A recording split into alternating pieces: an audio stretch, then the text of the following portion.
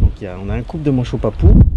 Donc apparemment on a un mâle à droite et la femelle est à gauche. Donc le mâle est un petit peu plus grand que la femelle, il a le bec un peu plus épais.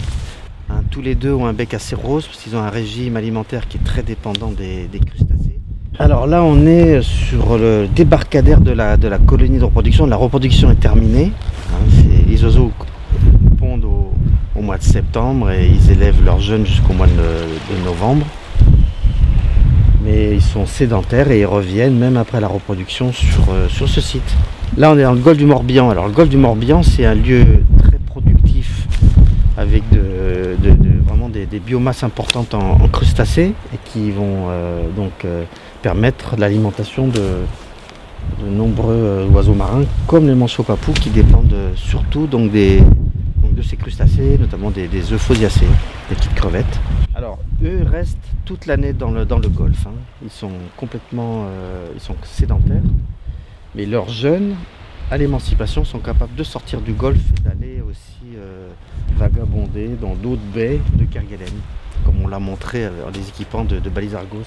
Pour mieux connaître leur vie en mer, leur écologie en mer, donc on équipe ces manchots avec des balises appropriées qui vont nous donner une foule d'informations sur leur comportement de plongée et leur localisation. Ici par exemple c'est un datalogueur qui fait à la fois GPS, donc il va nous donner la position de l'animal, mais aussi enregistreur de plongée. On peut mesurer la fréquence de plongée de façon très précise, la profondeur de plongée, mais aussi les changements dans l'accélération de l'animal. Donc il y a 3 accéléromètres dans cet appareil qui vont nous permettre de reconstituer donc ces mouvements. Ils sont fixés sur le bas du dos de l'animal.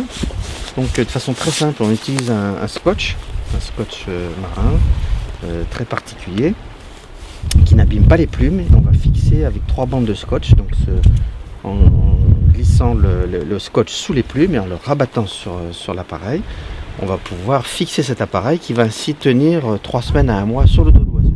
Notre objectif premier, c'est de toujours essayer d'obtenir des connaissances sur la vie de ces animaux, mais tout en veillant à leur bien-être, à les respecter, à les déranger le moins possible.